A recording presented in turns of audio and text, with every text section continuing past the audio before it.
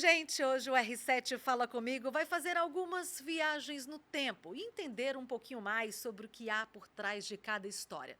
Mas como assim, Michele? Já vou explicar. É que o nosso entrevistado de hoje é o Tiago Gomide, que é professor, historiador, está bombando aí nas redes sociais com o projeto Tá na História. Seja bem-vindo, Tiago. Obrigado, Michele. Já quero agradecer o convite da Record. É uma casa que eu tenho muito carinho. Obrigado, tá? Imagina, nós que agradecemos você aqui. Agora, Tiago, você que está aí acostumado a contar muitas histórias, a destrinchar cada uma delas, eu quero começar com você hoje falando um pouquinho sobre a sua história. Fala pra gente como é que tudo isso começou, como é que começou esse amor aí, a paixão por contar histórias. Tem que ser curioso, curioso nato, né? Muito. Mas desde a escola, tive bons professores que me estimularam a refletir a história, não só do Rio, mas do país e também de fora. Tive uma família que também me ajudou muito, ofertando livros, ofertando vídeos. Então eu fui criando esse amor pela história. Até se tornar historiador, muita água passou por debaixo da ponte. Inclusive, começo fazendo jornalismo, me formo em jornalismo, então tenho na minha veia rodando o sangue do jornalismo e depois vou me formar em história e assim vão ser os primeiros passos do Tá na História, que eu componho junto com minha esposa Fernanda.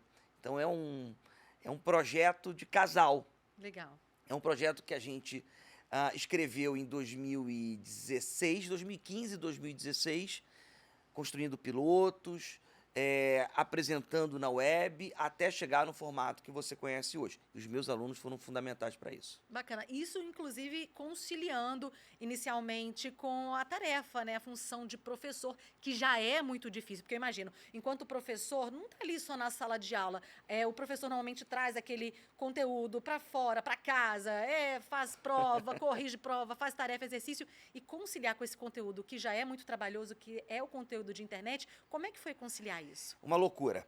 É muito difícil conciliar tudo, mas eu acho que quem é brasileiro sabe o que eu estou falando, né? Você também deve conciliar um montão Sim. de coisas.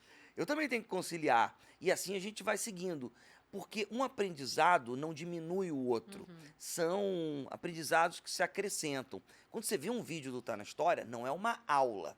Não tem a metodologia, a construção que é necessária para se dizer que é uma aula. Mas tem um ensinamento que eu também levo para dentro de sala de aula. Portanto, eu não olhava e não olho, quando estou em sala de aula, uma concorrência com o meu vídeo, e sim um aprendizado conjunto. E mais, é claro que o que eu sou no final do dia e no começo de todos os dias é professor, e é para isso que eu vivo. Então, Tá na História, ele tem que se encaixar nessa agenda. Inclusive, você falou em uma das entrevistas que você deu recentemente que os vídeos, apesar de serem muito ricos, com muito conteúdo e até mesmo longos, ele não substitui uma sala de aula. Jamais. Nem o meu e nem de ninguém. Não adianta você ir para qualquer rede social procurar uma substituição a um professor. Nem hoje, nem amanhã, nem nunca. Um Uhum. professor é insubstituível pela didática, pelo olhar. Uma sala de aula não é somente um lugar de aprendizagem de disciplinas. A escola é um lugar de convívio, de você entender as diferenças, de você compreender um universo que vai ser encarado quando você tiver uma maturidade maior. A escola é um espaço de você errar e Sim. não só de você ir lá aprender X, Y, Z. Legal. Agora vamos falar um pouquinho sobre o começo do Tá na História. Você falou que começou com a sua esposa e para chegar nesse formato que tá hoje, que é muito aceito, inclusive por muitos adolescentes, que é um público, diga-se de passagem, que é bem difícil, porque tudo tem que ser feito de uma forma muito atrativa. Como é que você chegou nesse formato que é hoje o Tá na História?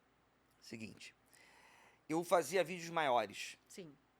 grandes até, né, 15 minutos, 20 minutos. Às vezes quem produz fala assim, poxa, 1 hora é o meu vídeo. 20 eu já achava muito. Mas eu estava dando aula Uhum. na pandemia, Sim. de forma digital, e trabalhava no centro.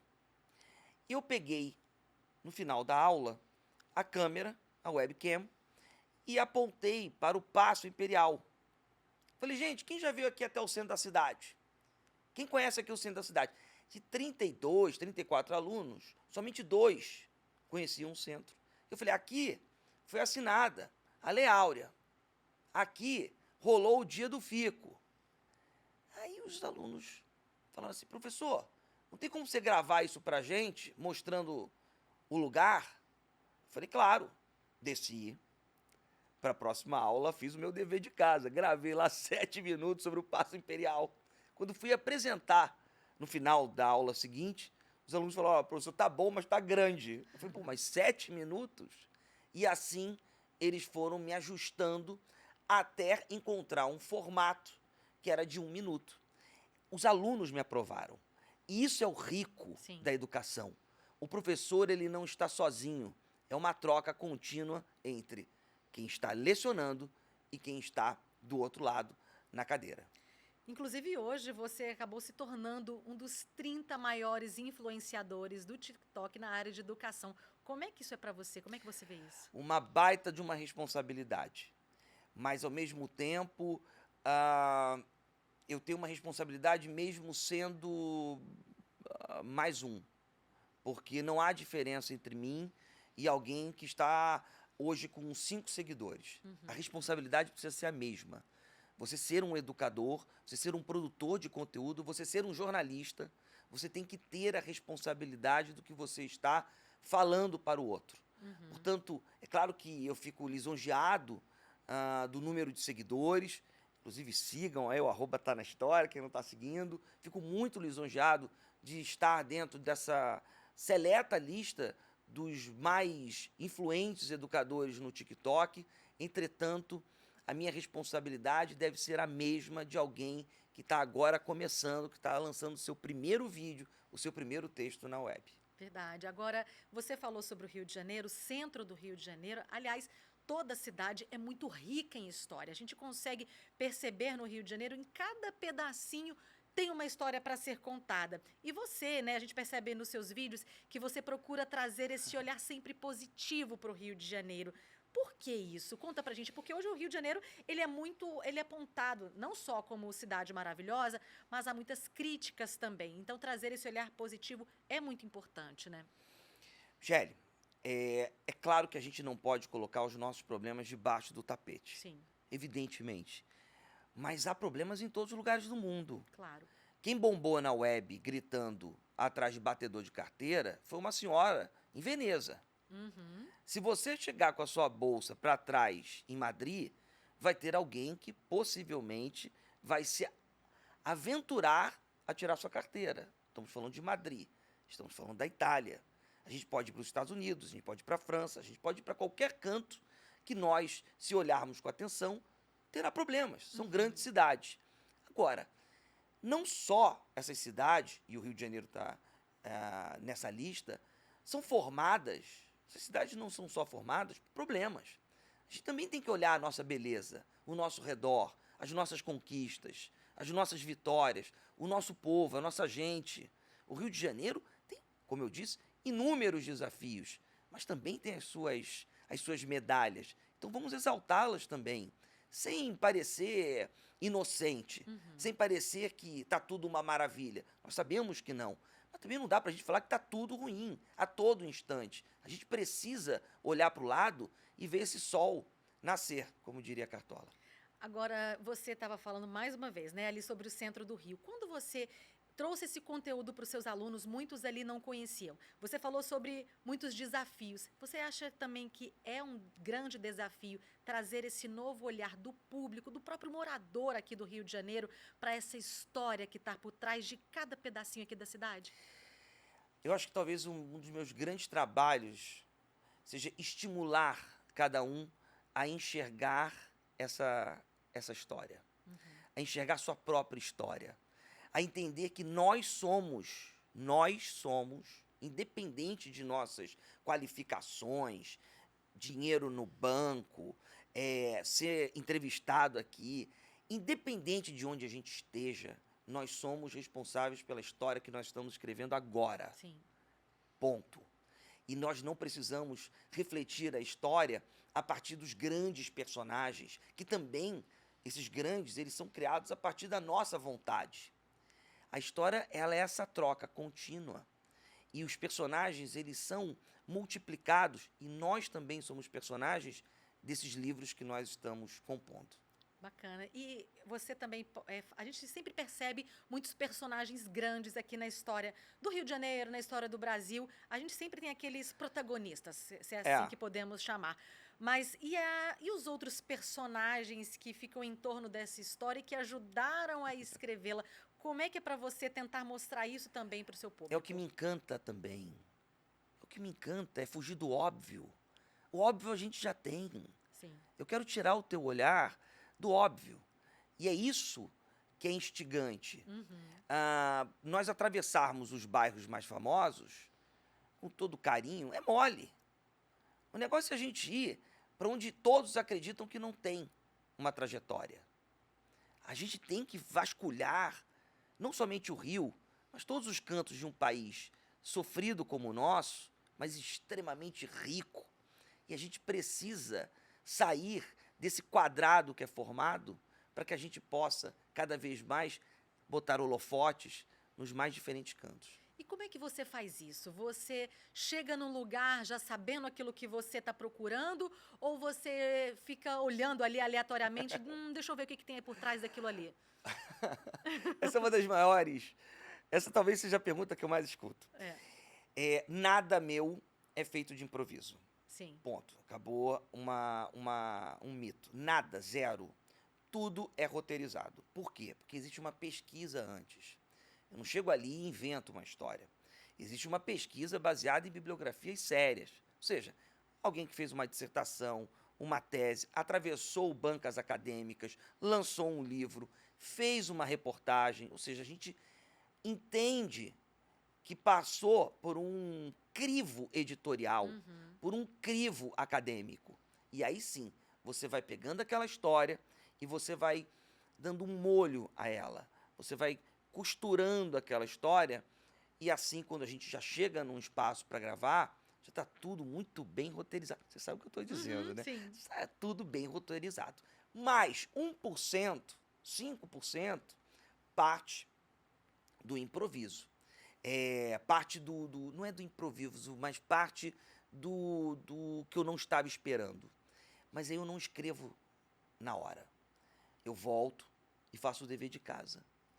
E trabalho em cima, estudo, pesquiso, checo fontes e depois eu volto para gravar. E nesse momento de pesquisa, eu acredito ser um dos momentos mais importantes, porque é ali que vai surgir todo o conteúdo para você contar aquela Claro. história. Já aconteceu, por exemplo, de em algum momento você estar procurando, pesquisando alguma coisa que você já roteirizou, tá ali procurando, mas acabou encontrando uma outra totalmente Sempre, diferente?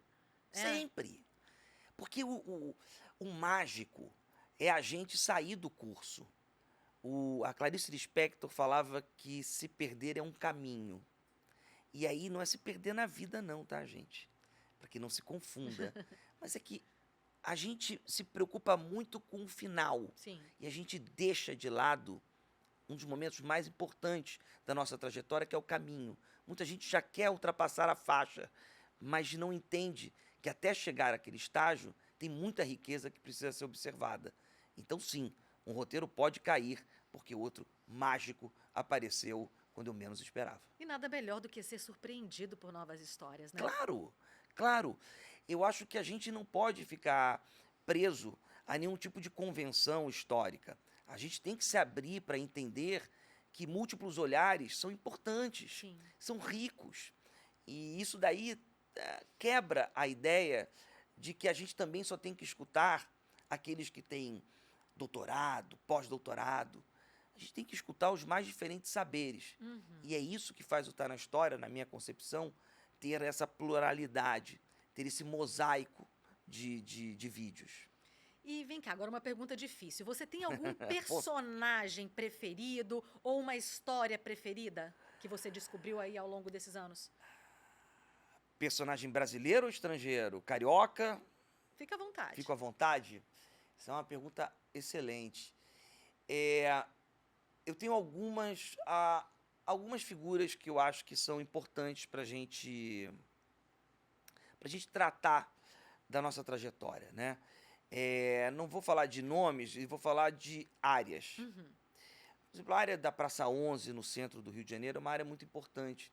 É uma área que mostra uma resistência negra, uma resistência que vai envolver o samba, a religião, a fé, que vai trazer elementos de importância cultural enorme para o Brasil. Acho que também, estou falando só do Rio, tá? Acho que tem Bangu, porque vai trazer a moda, vai trazer o futebol, vai trazer o negro no futebol. Vai ter São Paulo, como a gente está na web, eu vou pegar só mais 3 regiões para não ficar longo, tá? São Paulo com chá, com café, com um motor econômico, então não dá para deixar de lado os industriais paulistanos, que são interessantes. E acho que eu não posso deixar de falar da Amazônia. A gente tem um espaço no nosso país pouco conhecido, mas muito rico. Então, você pega, por exemplo, o Acre, tá aí um personagem que eu destacaria, um espanhol romântico que se torna presidente de um país independente do Acre. Isso daí vale, no mínimo, um filme. Oh, com certeza. Agora, voltando para o Rio de Janeiro, tem alguma coisa que você pode contar aí para quem está assistindo agora? Uma curiosidade aqui do Rio de Janeiro que muita gente, ou se não a maioria, não sabe? Escolhe um bairro. Um bairro? Não sei, vai, fala. São tantos lugares. Pode ser... Vamos colocar Vargem Grande onde nós estamos, vai. A gente tem aqui uma imensa produção. Vargem Grande a gente teve aqui uma enorme produção de bens na época de engenho. Era uma área riquíssima. Hoje você atravessa a Vargem Grande e não consegue entender isso. Nós tivemos parques de diversão em Vargem Grande que foram ricos. Sim. E é claro que hoje vocês estão aqui também, o que faz uma empresa com 70 anos marcar a trajetória de Vargem Grande. Bacana. Agora, você também é escritor. Recentemente, né, você lançou o livro. Fala pra gente um pouquinho sobre esse conteúdo. Fora das Quatro Linhas, meu primeiro livro é uma grande viagem pelo futebol, mas não nos espetáculos, e sim nos personagens, nos fatos que ou foram menos observados ou não tão noticiados. Então vai ter o cachorro que fazia xixi nos jogadores do Botafogo para dar sorte, vai ter a origem do urubu como símbolo do Flamengo, inclusive um símbolo de luta contra o racismo, vai ter o Vasco sendo importante na luta a favor da igualdade racial no futebol, vai ter o Fluminense, pegando logo todos os times para eu sair bem com todos. O Fluminense a origem do pó de arroz, ou seja, que é uma origem também, que é uma luta contra a agressão que um jogador estava recebendo, um jogador do Fluminense. Você vai ter a torcida do Madureira sendo contemplada, a torcida do Bangu, mas sempre com histórias que as pessoas ou pouco ouviram ou não se atentaram o suficiente. Agora, para a gente finalizar, Thiago, queria que você desse os próximos passos do Thiago Gomide. Tá na história, tá aí bombando na internet com mais de 2 milhões de seguidores nas redes sociais. Tem mais algum outro projeto? Ou vai focar mesmo no Tá na História? Como é que vai ser daqui para frente? A minha vida está sendo como uma boa história construída. É claro que o Tá na História ele tem um peso enorme Sim. no meu dia a dia, né? São pelo menos 2 vídeos por dia, fora todas as interações. Mas se Deus quiser, milhar de querer, em 2024 eu vou ter ali uma agendinha para voltar a dar aula, que é uma coisa que eu sinto muita saudade, e é o meu ofício, que eu sou professor, Bacana. com muito orgulho. E vou continuar com as minhas consultorias em comunicação e educação, que é uma parte importante para eu poder fechar a conta do mês. Mas é claro que eu estou super atento a novas parcerias para a construção de conteúdo. Enquanto isso, dá um arroba aí pro pessoal seguir.